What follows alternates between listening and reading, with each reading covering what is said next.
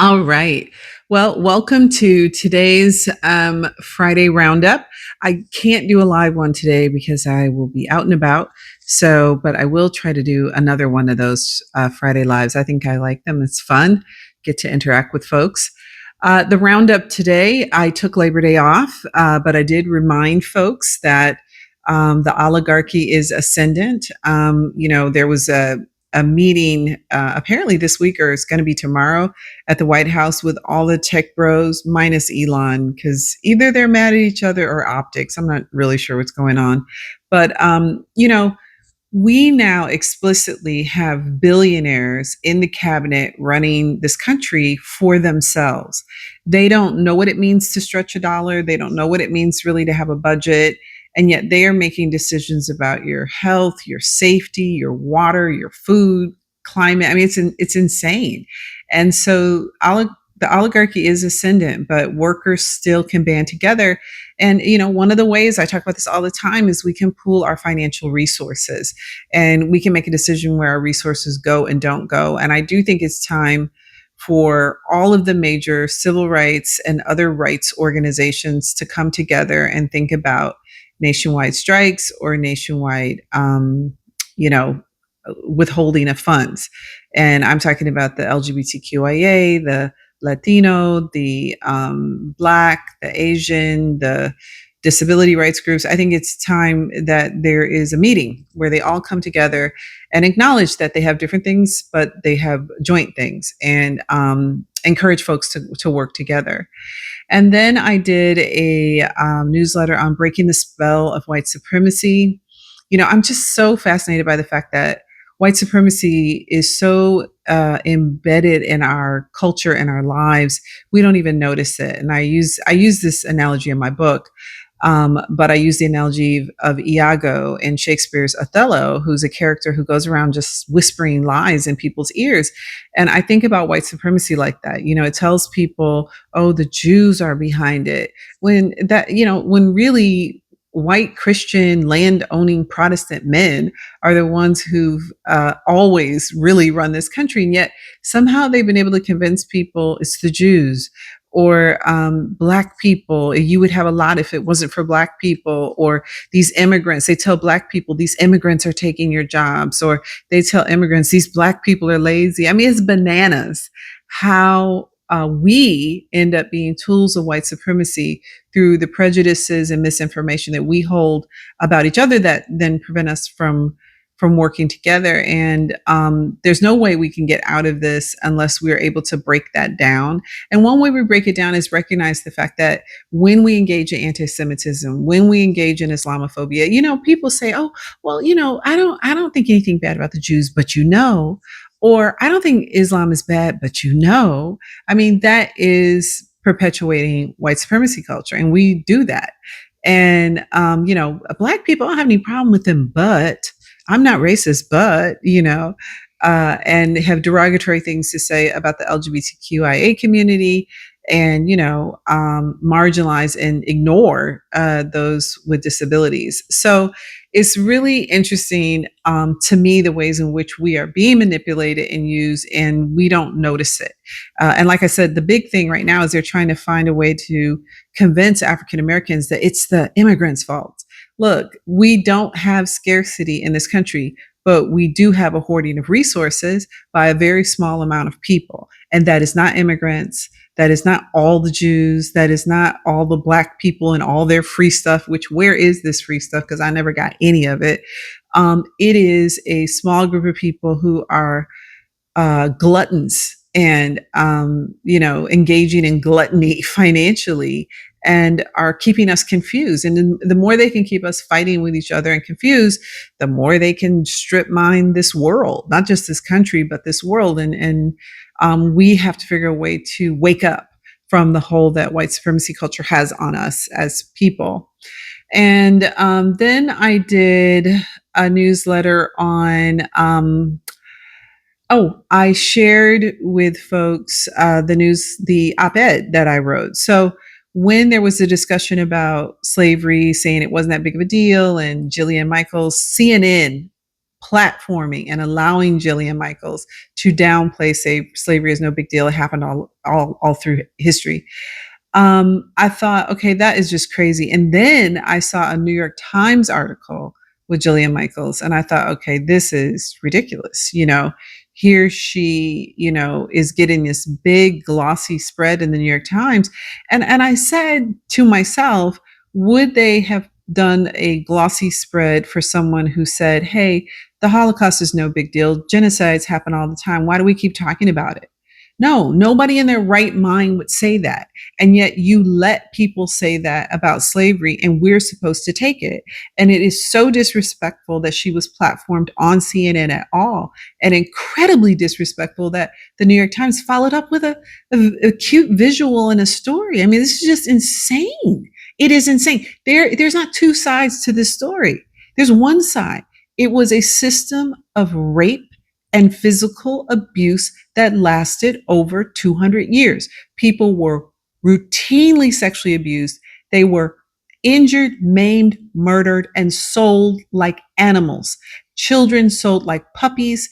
This is a trauma that is a wound that is still in our DNA. So to dismiss this as no big deal and hey, it's better than death. I mean, that's Prager University. That's what they're going to be teaching kids in Florida and Oklahoma. And so I wrote an op-ed from my family's perspective, from what I know about my enslaved great great grandfather, William Staples, and nobody published it. No, nobody published it. New York Times, USA Today, any place like nobody wrote back, even anything. I know they get a lot of articles every day, but come on. You platform people who are saying things you wouldn't let them say about any other atrocity. And slavery is just like every other atrocity in human history. Jillian Michaels, maybe it is no different. It's no different than any other atrocity that we would not undermine and marginalize. So that article went out. And then, as I usually do, I like to talk about other things in the news in this Friday Roundup. And there are so many things. So Donald Trump has been losing in the federal court. It was found that he was in violation of something called the Posse Comitatus Act, having the military in the National Guard without the consent of the governor in California. He lost a federal court case about firing a Federal Trade Commission commissioner, the FTC, and then a court case regarding Harvard and the $2 billion they were going to withhold, which is a clear violation and punishment for utilizing freedom of speech. And I mean, this is insane. But you might notice that I have not done individual stories on those court losses. That's because now I'm looking at the Supreme Court real askew, real askance. I mean, I'm not sure anymore about that Supreme Court. It's Supreme something. Amy Coney Barrett wrote a book, which I'm never going to buy, but the excerpts say that she said, the Roe v. Wade was the will of the people. Huh? Will of what people? 60% of Americans believe in a right to choose, in choice. So these people are living in a fantasy land. It's 60% of the religious cult she belongs to, or maybe it's the majority will of those people, but not the 60% of Americans who believe otherwise. So I'm not 100% sure that the Supreme Court is going to uphold freedom of speech in the workplace or at universities. I'm not 100% sure the Supreme Court is going to uphold a thing. And it sounds like they're ready to, send decisions out that will put them moot. I mean, their role is zero at this point. So I don't know what's going to happen with those federal court cases, because the administration is going to appeal them all to the Supreme Court. And at this point, side eye is not a strong enough word. I said this before the election that I thought that court, and I say this in my book, and this was before all of this, that I thought this court had a lot of similarities to the Plessy court. And the Plessy court is the court that brought in Jim Crow, separate but equal. And there is a lot of similarity to that court. And so I don't know. I mean, this time next year, we could functionally have Jim Crow. I mean, based on the Supreme Court. So I can't get, really psyched about those decisions because they are going to be appealed to the Supreme Court. What what are some of the good things? So today I went to a women's summit at Nike as part of the LPGA, Ladies Pro Golf Association. I think I got it. I think I got the letters in the right order, and it was so empowering. I got to share the stage with some wonderful women. We talked about ways that women can empower themselves, and how everybody, women and men, can reframe their thinking around what is possible and the practical steps a person can go through to change. I got to share the stage with Cheyenne Woods, Tiger Woods' niece, who is a golfer, with Karina LeBlanc, who is a gold or a bronze medal Olympic winner, soccer from Canada, Lisa Mensa, Oregon Community Foundation. I got to share the stage with Marina. I always get names. You're getting old when when you cannot remember names that you should remember. But we're gonna look it up while we're sitting here because I want to make sure I get it right because I don't want to leave anybody out. Megan Diana, who is a recording artist and has this wonderful project called Push Play, where pianos are set around the community and people can express themselves. So I said something at this session that I want to say to you all because I know it can feel heavy and it can feel like a burden and it can feel like I just don't know if anything is going to work. We just have to every day get up and get at it. I tell you these things actually not to make you feel pointless or hopeless, but to educate you, to keep you alert, to give you information that you can use when you talk to your friends and relatives and the kind of change work. You can say, no, this is what I saw a link. Here's a link to this. You can read this, that kind of thing. And I said, our goal is to do, and I said this on the live, is to do the best we can, all the good we can, in all the ways we can, for all the people we can, for as long as we ever can. And the quote is sometimes attributed to John Wesley, and it basically comes from the Bible, but we'll say anonymous right now. But it is important. And to the extent that you can do the best you can every day in your sphere of influence, your family, your friends, opening the door, building bridges with people you love and know who are open. I'm not telling you to, sacrifice yourself for people who just aren't trying to hear you. But I do think there's a way. But I also think that we have to be aware and we have to fight back. And Florida, who's going there?